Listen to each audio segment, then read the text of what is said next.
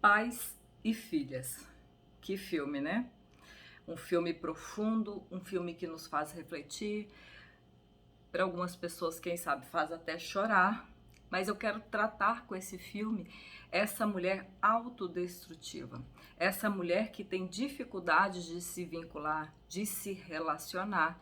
E o que será que acontece com essa mulher que, por mais que ela queira, que ela deseja ser amada, ela tem dificuldade para se deixar ser amada? E então eu trouxe esse filme para falar com vocês sobre, dentro da visão sistêmica, sobre o amor interrompido. Então ali ela trouxe, no filme mostra várias vezes onde ela tem as questões de amor interrompido. E muita gente acha que o amor é interrompido é do pai para o filho. Mas na verdade, o que acontece? É a criança, de acordo com os traumas, de acordo com a sua história, a criança, com medo de sentir dor, se fecha para o amor, se fecha para receber, tá? Então o filme vai nos mostrando ali, e as cenas, né, à medida que vai mostrando a vida adulta dela, também vai mostrando a vida dela infantil e correlacionando as questões emocionais dela. Então, o filme mostra quando o pai e a mãe, né, estão numa briga dentro do carro, porque o pai traiu a mãe e a mãe está ali cheia de dor, cheia de mágoas. Naquele momento ocorre um acidente onde a mãe morre. E o que fica pairando no ar? O meu pai matou a minha mãe. Tanto que a tia, durante o filme todo, acusa. O que fica no inconsciente dessa criança? Apesar de que ao longo do filme a gente vê que ela é uma mulher completamente apaixonada pelo pai, mas fica no inconsciente. O meu pai matou minha mãe. Um homem, o que um homem é capaz de fazer com a mulher que ama, né? Matar? Trair? Então tudo isso já fica ali, todo esse medo. Então o primeiro rompimento, o primeiro momento ali onde acontece esse amor interrompido é quando essa mãe morre e essa criança se vê sem essa mãe. Tanto que no aniversário dela, ela chora quando ela tá ali com o pai naquele lugar que ela vê uma mãe com uma criança no colo e brincando, e ela chora e diz o quanto ela sente falta da mãe, a dor. Então a primeira quebra desse amor interrompido, a primeira interrupção é a morte da mãe. Depois o pai dela tem problemas emocionais, problemas psicológicos, se interna por 7 meses e ali ela tem a segunda interrupção. O vínculo vai se tornando o quê? Qual é a referência da vinculação? As pessoas que eu amo me abandonam. Porque para uma criança não dá para racionalizar, compreender, poxa, meu pai está doente, minha mãe morreu, aconteceu algo. Para a criança é abandono, é rejeição, eu não sou boa o suficiente, eu não sou digna de ser amada. E o que a criança vai fazendo? Vai desconectando, vai associando a vinculação, o amor à dor, o amor ao abandono, tanto que ela vai falando isso em outros momentos no filme. E aí a terceira, aí o pai dela volta, ela fica extremamente feliz e depois esse pai, infelizmente, né? Mas é a história do filme, e esse pai vem a falecer, o pai morre e mais uma vez ela se vê o quê? Sozinha, abandonada, até porque o pai promete para ela que não vai morrer, não é verdade? Faz uma promessa que ele não tem condições de cumprir. Então você vê ali, é culpa dos pais ter morrido? É culpa do pai estar doente? Não, mas na percepção dessa criança, é isso que eu quero que você compreenda. Às vezes a pessoa se sente abandonada, se sente rejeitada porque um pai adoeceu, porque uma mãe adoeceu, porque trabalhou, a mãe foi trabalhar e trabalhava muito, ou porque o pai trabalha viajando, ou porque acontece uma separação. E o que a criança interpreta? Abandono, interpreta rejeição, interpreta eu não sou boa o suficiente, amor à dor. Então o que ela faz? Eu não quero amar, eu não quero me relacionar, porque todo mundo que eu amo morre, todo mundo que eu amo me deixa, todo mundo que eu amo me abandona. E o que acontece com ela? Ela fica o quê? Ela desenvolve um trabalho. Olha só, eu quero que você perceba como funciona o nosso inconsciente. Qual que é o trabalho dela? Assistente social e psicologia.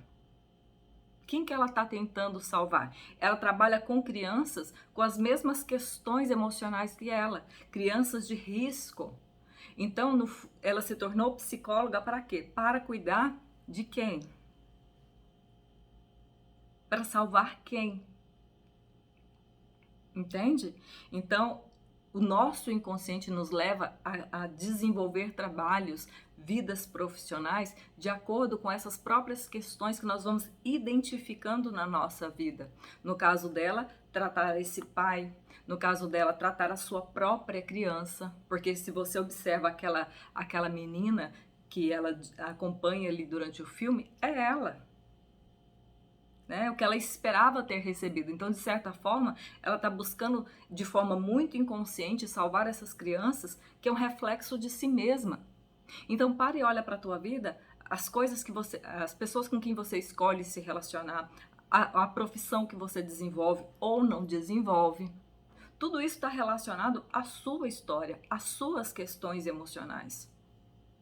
E ela, como ela se desenvolve nesse lugar de que vinculação é dor, é rejeição, é abandono, o que ela faz? Ela tem encontros sexuais com os homens, mas na hora de se vincular, na hora de se entregar, na hora de se relacionar, o medo é muito maior.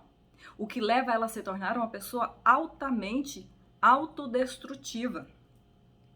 Quando ela está lá conversando com a psicóloga, fazendo lá o tratamento, o que ela fala? Eu não amo, né? Eu não consigo amar. Eu não tenho nada aqui dentro. Eu sou seca, vazia. Eu não sinto nada.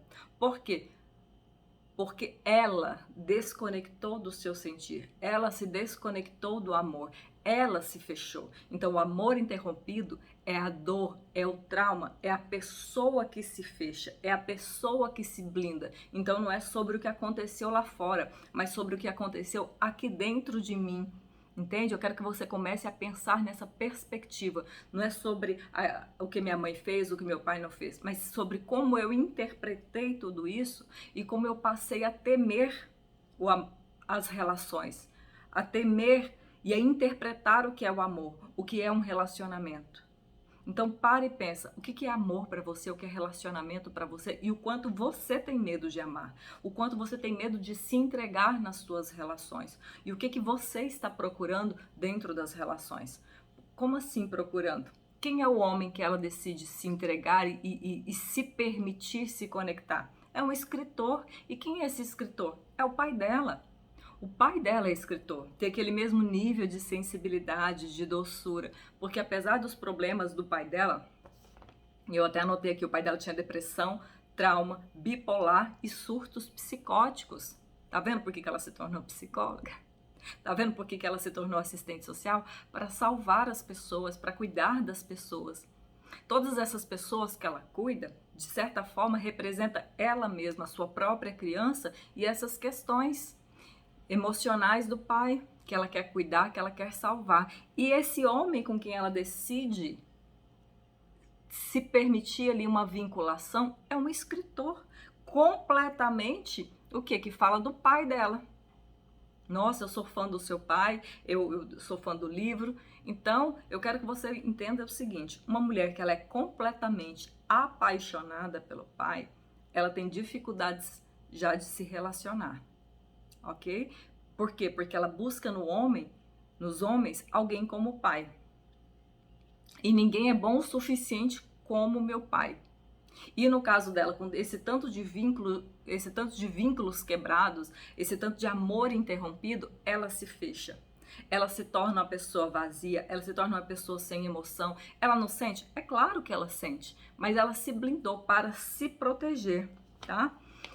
E aí o que ela faz? Ela se torna uma mulher totalmente autodestrutível, ela tem medo de se relacionar, ela foge, ela sente raiva, ela vive relações assim, se você para observar o tipo de relação que ela tem, é dentro dos banheiros, é algo assim degradante para ela, é algo de alguém que não é digna.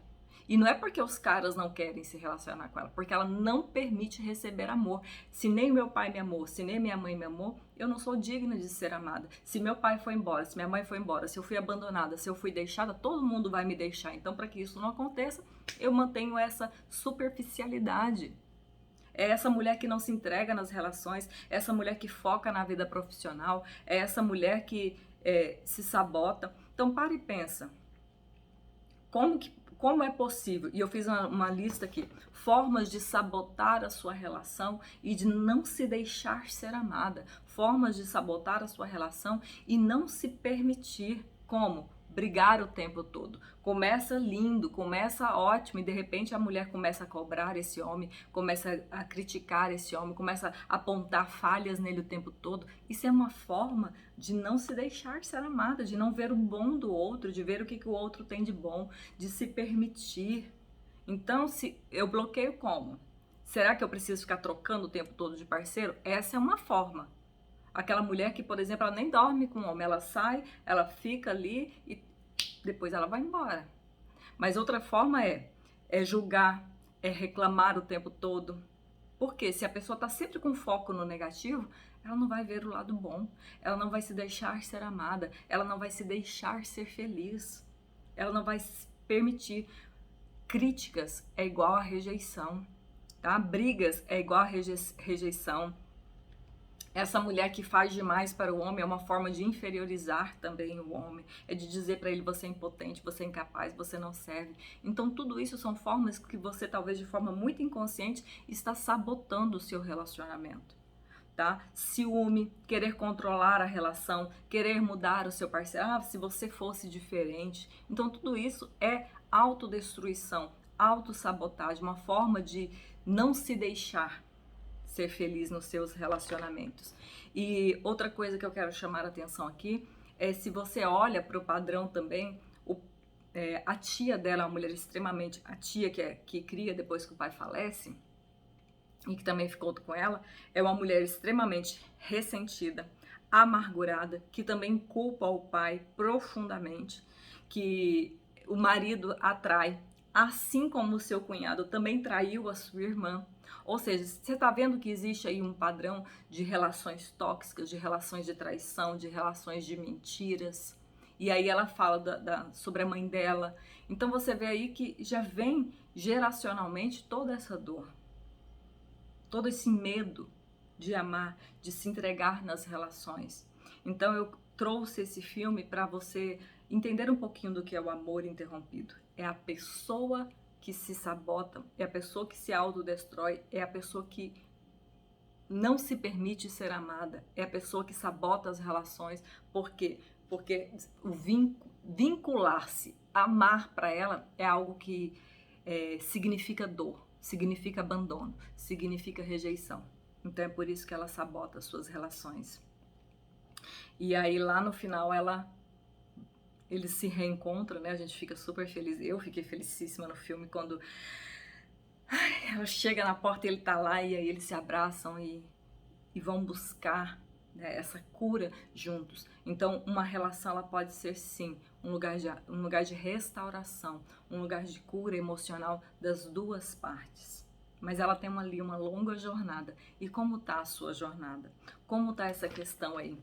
Você tem se sabotado as suas relações? Você se tornou uma mulher destrutiva para si mesma? Será que você vive querendo salvar todo mundo, mas não consegue olhar para si mesma? Será que você é essa mulher que foca no trabalho, na vida profissional e foge das relações?